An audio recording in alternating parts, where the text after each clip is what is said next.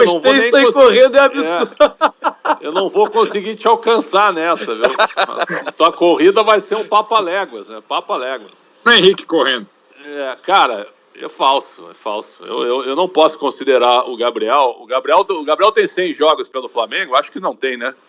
E para eu definir também um cara para a história de um clube, acho que ele tem que ter trajetória. Tem 100, já fez 100. Já fez 100. Ele tem que ter trajetória, ele tem que ter história, né? Então eu acho que é um exagero. Eu acho que ele está, talvez, no maior time de todos os tempos. Aí sim, se a gente fizer uma colocação, os grandes centroavantes, tem alguém que fez mais do que ele? A gente teve, por exemplo, o Evaristo na década de 50, saiu cedo. Tivemos o Nunes depois como um grande nome. Né, o Doval nem tanto na década de 70, então, cara, é difícil. Tem o Adriano, né, o Adriano Imperador e tal, mas eu acho que é falso. Colocar como segundo maior nome, eu acho que é falso. Tá. Ele fez 6 gols pelo Flamengo no jogo contra o Corinthians, 6 jogos. Isso, ele e o Arrascaeta juntos. Agora em fevereiro, né, ele e o Arrascaeta juntos no jogo contra o Corinthians. Tá bom, Mauro, verdadeiro ou falso? Para mim, o que, digamos, verdadeiro, lembrando sempre que o idolômetro, o cracódromo é uma coisa absolutamente pessoal e como... Exatamente. Isso é um sentimento de cada torcedor, né? Mas eu fico mais uma vez com o que falou a Monique. Pós-Zico, ele já estava chegando nesse nível. E chegou. E nessa reta de chegada, chegou. Mas em qual nível? E técnico, depois do Zico, é o maior ídolo. Depois do Zico, eu tô falando depois do Zico cronologicamente, tá? Eu não tô falando que é assim, porque assim, um clube que teve, a gente não vi mesmo, mas que teve Leônidas da Silva só para ficar na mesma, e a importância do Leônidas para o futebol do Flamengo, do Brasil, e não foi só Flamengo, o Leônidas teve até uma passagem mais consistente pelo São Paulo, tal, mudou a história, o patamar do São Paulo ao chegar ao São Paulo em 42, não dá nem para dizer que chegou ao Morumbi, porque não havia o Morumbi ainda, que não era de São Paulo, tal, São Paulo era do Canindé à época, enfim, eu acho que cronologicamente, depois do Zico, está sendo o Gabriel. E poderia até ser mais, né? Até pelo nível que ele tem, pelo elenco, aquilo que a gente sabe ver pela idade, potencial e o próprio elenco do Flamengo. Agora, num clube que teve, repito, Leônidas da Silva, aí em ordem cronológica, teve Leônidas da Silva, teve Zizinho, teve Dida, o grande ídolo do Zico, teve o Zico, e junto com o Zico, por exemplo, o Júnior, do maior time que eu vi jogar na vida no Brasil, de 72 para cá, que foi o Flamengo 81, 82. Então, assim, o Gabriel, por exemplo, o Adriano é muito mais centroavante que ele, e foi muito importante o Imperador em 2009. E tem também essa coisa da identificação do Rio, da origem dele, do jeitão dele, mas o Gabriel, até pelo jeitão, com um provocador ontem no gramado, com o Galhardo que havia provocado do outro lado, com jornalistas, é o jeito dele. Até com o Rogério mesmo. Ontem, na hora que ele foi substituído com lesão, até a CNN entrou ao vivo, a CNN no Brasil, a CNN lá para ver qual é a reação do Gabriel saindo naquele momento, né? Não, aí quando ele faz, acho até que demorou, já acontece, acho que o jogador, eu repito, acho que deveria ter, o treinador poderia mandar para o placar eletrônico assim, substituição, quando for por uma ordem, problema médico, falar, gente, ele está machucado, ele sentiu, já avisar para a gente não ficar xingando, né? Ou ficar criticando e tal, aí apareceu, ele cumprimentou, quem segue o jogo e tal, não tem mais polêmica, volta pro Big Brother. Bom, então, esse cara, pelo pacotão, pelo que ele joga, pelos gols que ele faz, pelo que ele cria de treta, e por essa identificação de torcida, de jeito de cabelo e tal, é aquilo que a gente viu, quase que a Globo bota a chamada de um projeto muito legal da Globoplay, de uma série, de um documentário com o Gabriel. Claro que tinha que ser campeão para já. Domingo vai pelos ares também, como vai o do Corinthians e tal. Cara, assim, ele já está nesse nível, tá? Então, assim, é realmente um cara diferente. Seja Gabriel Barbosa, seja Gabigol, seja Gabi, ele é esse cara, até pelo pacote, até pelas coisas negativas. Não é, só por essa digressão aqui, não é falso, tá? Mas, cara, já poder discutir, e exatamente o que falou a Monique, depois do Zico, cronologicamente, para mim, ele já está nesse patamar. E lembrando, faltou dizer por exemplo, também deste século, que é o Petkovic, também o que fez no Tri de 2001, e sobretudo também, quando já em final de carreira mesmo, ele é o que ele fez pelo Flamengo em 2009. Deixa eu dar uma passada e atualizada do Superchat, que tem muitos aqui. O Jonas Augusto Silva mandou mais 10 euros. Eu tenho certeza que ele virou a madrugada, ele tá ensandecido com o título. Não vai lembrar disso daqui a pouco. Olha, tem o Superchat. Fala pra ele que eu também tenho o Superchat. Chama Jefferson... Super Formig. O Jefferson Azevedo mandou aqui $25, $24,99 e colocou: bom dia a todos. Apenas para dizer, obrigado pela educação, Jefferson, bom dia para você também. Apenas para dizer, vai Verdão, maior campeão do Brasil. Olha, aí, mais ainda, e $24 pelas minhas contas, já pode comprar o Borré, que acho que não vem mais. Ultimamente a coisa pelo valor do dólar já dá para pagar o Borré. Ô, Jorge. O câmbio não tá legal. Ó, rapidinho, o José Bonfim Maciel da Silva mandou R$5, colocou aqui. Sou de Icó, no Ceará, palmeirense. O título do Flamengo tem mais valor do que a Libertadores do Palmeiras? Ele tá perguntando. Não, Libertadores é Libertadores, né, Zé? Mas valeu aí pelo Superchat, obrigado e parabéns aí pela arrancada do Palmeiras e rumo ao título da Copa do Brasil, viu, Zé? Domingo tem a final, a gente vai mostrar aqui em áudio no canal da TNT Esportes. O Luiz Carlos CM mandou R$5 aqui. Bom dia, galera, mandem um abraço para Pedra Branca, Paraíba. JJ ou Leonardo Jardim? Caso o Rogério não continue, acredito que continue, ele coloca entre parênteses aqui no final. Vamos falar de Jorge Jesus daqui a pouquinho, viu, Luiz Carlos? Obrigado aí. Caio Costa, meu pai faleceu há 1 mês, era flamenguista fanático, me ensinou a torcer por esse clube. Dedico o título a ele, Adriano. Abraço. Abraço, Caio. Tá aí uma das coisas mais legais do futebol. Nos momentos de título, a gente se lembrar daquele que nos influenciou, daquele que nos direcionou, né? Desculpa, até rapidinho, Caio. Se você puder, vá ao meu Instagram, MauroBetti Oficial, manda uma DM, que eu estou fazendo um trabalho, já faço já há alguns anos, mas eu estou fazendo um trabalho sobre isso também. E tenho 2 textos, eu publiquei um anteontem, tem 2 textos que eu estou escrevendo hoje, se der tempo, e eu quero contar essa história também, já que você abriu o jogo, com todo respeito, se você quiser, vá lá no MauroBetti Oficial, me procura por DM, que eu estou coletando histórias como essa, e se tudo der certo, vão virar coisas ainda maiores. Eu costumo dizer, né, que assim, as lembranças, eu tenho muitas lembranças com o meu filho de muitos abraços, e muitas dessas lembranças, muitos desses abraços foram em arquibancadas, em estádios de futebol. E eu, mesmo trabalhando do lado de cá agora, eu não perdi isso. 2019 foi ano de sentar o bumbum no Pacaembu, de abraçar meu filho na Vila, e eu tô morrendo de saudade disso, porque se a gente perde isso, perde qualquer razão de existir, sabe? O futebol perde qualquer sentido, tudo isso que a gente faz, essa coisa de virar criança, né? E eu imagino quantos pais puderam abraçar os filhos rubro-negros nessa noite, e os que não puderam, como o Caio, se lembraram com carinho dos abraços que já deram. Isso ninguém vai tirar da gente do futebol. Não vai. E é o que é o mais importante do futebol mesmo, aquela célebre fase, até meio batida demais, surrada. Não é só futebol, gente. Tem várias histórias, estou falando, é um dos livros que eu estou escrevendo também, que vai demorar porque são muitas histórias coletadas de vários clubes, e isso, de novo, é que nem meu endereço, coisa de mãe, só muda de endereço. Quantas pessoas, e tem uma história para mim das mais tocantes, uma pessoa que fala, o meu pai é o ser mais desprezível que eu conheço. O meu pai, há anos, ele entra em casa, eu saio de casa, a não ser no momento, que é para ver o jogo do nosso time junto.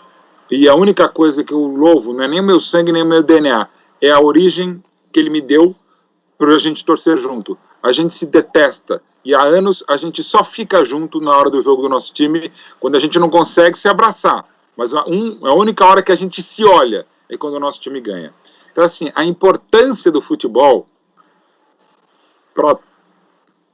cara, é o que nos une, cara, assim, e aí eu confesso, eu torcendo um pouco pelo Abelão, pelo que ele perdeu, porque aquilo que acontece há 8 anos comigo também, pela perda do meu pai, e aquilo que o exercício da profissão às vezes não nos deixa, a gente está em cabine de estádio, em estúdio, mas agora, quando o último título do meu time, cara, graças à tecnologia, eu pude ligar o celular ainda na transmissão e ver meu filho comemorando com a minha mulher e com a minha enteada, e só fiz assim para ele, porque tinha câmera e tal, não sei o que lá. Aí liguei pro meu filho para casa da namorada. Cara, eu pouquíssimas vezes na vida pude celebrar título com meu pai, com meus filhos, que eu estou trabalhando. Com meu pai, na verdade, só uma vez no Estádio Brasileiro de 73, bicampeão, 20 de fevereiro de 74, nossa, completou agora há pouco tempo, sei lá quantos anos, Palmeiras 0, São Paulo 0, Palmeiras campeão. Foi o único título que eu comemorei com meu pai, porque o Palmeiras ficou 16 anos na fila, quando saiu eu já estava trabalhando.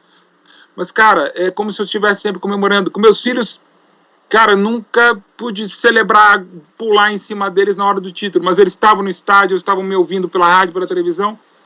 E, cara, a minha vida é o futebol, é a paixão há 30 anos, por ser jornalista esportivo há 30 anos, torcedor há 54, e é o que me dá o dinheiro, que me faz viver, e que me faz viver e reviver o meu pai, né? E uma das histórias que eu conto de um torcedor agora, que o pai, o último gol que ele comemorou com o pai foi o gol do Breno Lopes. Eles viram o Mundial logo depois da derrota nos pênaltis, e o pai morreu.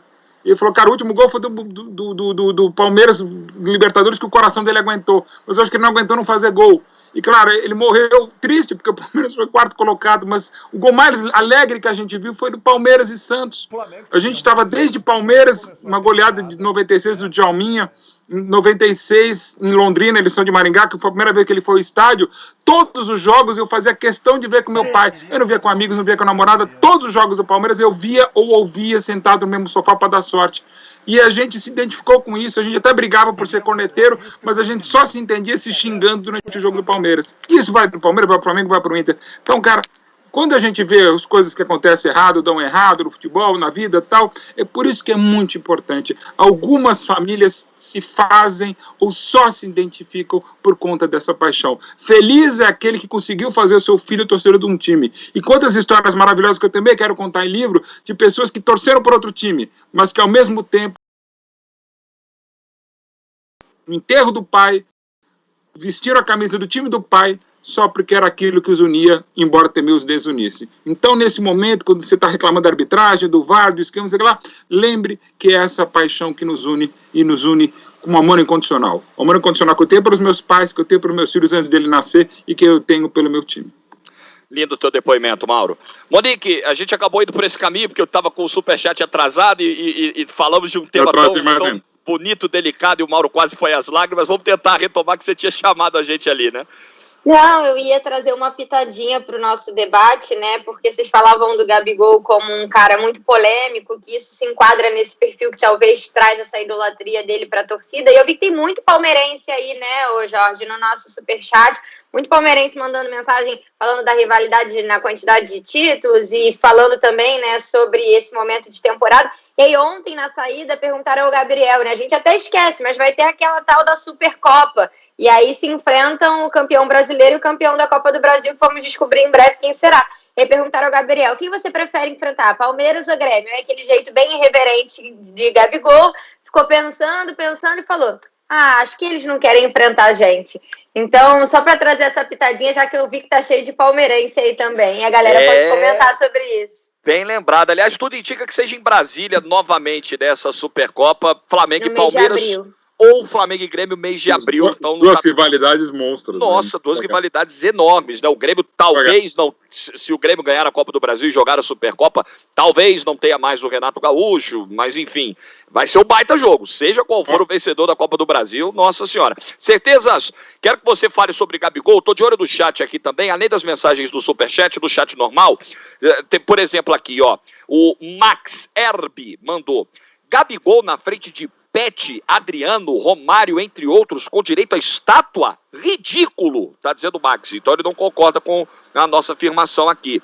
Quem mais, ó? Alessandro, Gabigol não tá no top 10. Que dirá depois do Zico? Então para ele é falso também. Para você é verdadeiro ou falso? Gabigol já é o segundo maior nome da história do Flamengo. Cara, eu tenho uma coisa... Não é contra o saudosismo, né? Mas eu entendo que a gente precisa aceitar. Você é contra os mais velhos. Você já deixou isso claro. Não é contra o saudosismo, é contra os mais velhos. É um problema sério. Porque, cara, eu falo no meu trabalho, eu falo muito com a galera mais nova, né? Então eu vejo as pessoas como elas se sentem. E assim, eu tenho diversos amigos e pessoas, uma molecada que me segue, já coloca o Gabigol num patamar que é outra parada, gente. Se pergunta para um moleque de 10 anos se ele prefere o Júnior ou o Gabigol, é óbvio que ele vai falar Gabigol. E não tem discussão, porque ele não viu o Júnior, ele não sabe direito quem é o Júnior. Não tem vídeo no YouTube pra caramba do Júnior, sabe? Não é a mesma coisa. Ó, certeza. Ó, você falou do Júnior, acabou de aparecer uma mensagem no chat aqui do Vini MRB. Júnior Capacete tem 5 brasileiros, uma liberta, um mundial. Vocês estão de sacanagem? Fazia samba pro Flamengo, só a mídia que era diferente. Então, mas a mídia conta muito, né? A mídia é uma parte, não dá pra você separar isso. A idolatria se constrói muito pela mídia. Você vê bonequinho do Gabigol, você vê a galera imitando a comemoração dele, a plaquinha. Ele é um cara extremamente midiático, todo mundo quer ser o Gabigol, todo mundo imita o cara. Outras torcidas também. Outras torcidas, é uma coisa que meio que passou o Flamengo, né? A Globo tá fazendo aquela série que o Mauro falou, uma coisa que é maior, né? É maior que o Flamengo. Querendo ou não, ele ultrapassou essa coisa de ser ídolo do Flamengo e virou um cara do Brasil, um jogador do Brasil. É bizarro, eu acho assustador. Eu, obviamente, não gosto dele por ser do meu rival, mas é um cara que eu admiro. Cara, olha o que esse maluco conseguiu construir. E ele vem também no momento em que o Flamengo tava numa seca de títulos sendo zoado por todos os outros times. Ele acaba com isso. Ele chega, ganha tudo e ganha de novo esse ano. Então, eu acho que, assim, eu não sou flamenguista, né? Então eu vejo pelo que as pessoas me falam, pelo que as pessoas falam entre si e tal. Mas eu acho que o Gabigol já não é um absurdo. Eu acho que não é um absurdo você falar que o Gabigol é o segundo maior ídolo do Flamengo. Porque essa geração de agora, o ídolo da geração de agora é o Gabigol. Ponto, acabou. Galera de 20 anos, o ídolo é o Gabigol. E ele já é muito maior, por exemplo, que o Leandro. Que a galera não viu, não sabe quem é direito, assim. Obviamente sabe quem é, mas não viu o lance, não comemorou o Leandro jogar, não viu o Júnior ganhando tudo que ganhou. Então é muito distante. Você precisa ver, você precisa viver aquilo. Então, como o Wallace, o Formiga falou ontem do Wallace, o nosso produtor, ele coloca o Gabigol no top 3, se eu não me engano. Porque ele viu tudo, o Gabigol deu pra ele tudo que ele sempre quis. Como é que você vai falar pra esse cara que não é o maior? É difícil, né? O Zico é uma entidade, né? O Zico nunca ninguém vai passar, eu acho, não tem como. Mas o Gabigol, cara, eu acho que é muito plausível você colocar ele como segundo maior da história. O Valmir Júnior aqui do Superchat mandou R$20 e seguiu a vida. Obrigado, Valmir, pela generosidade. Guilherme Amaral mandou R$5 e a seguinte mensagem: parabéns pela sensibilidade, Mauro, grande profissional. É bem isso, Guilherme, orgulho para todos nós ter o Mauro Betting aqui com a gente. Sobre essa coisa de Adriano, Gabigol, Júnior, outros nomes, o Denis acabou de mandar aqui no chat, o Denis Souza. Adriano Imperador, maior que Gabriel Barbosa. Outro nome bem lembrado aqui na discussão, o Adriano.